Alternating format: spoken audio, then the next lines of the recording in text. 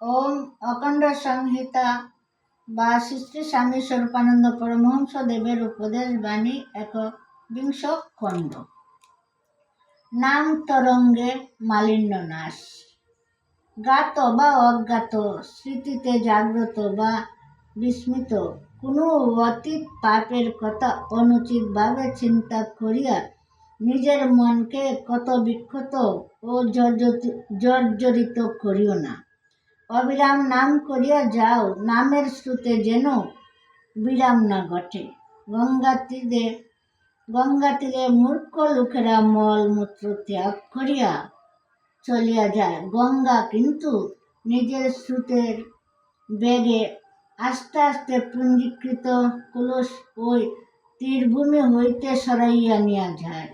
নাম করো আর নাম করো, নামের সাগরে অবগাহন করিয়া নাম তরঙ্গের অভিঘাতে নিজেকে যাবতীয় মালিন্য হইতে মুক্ত করো।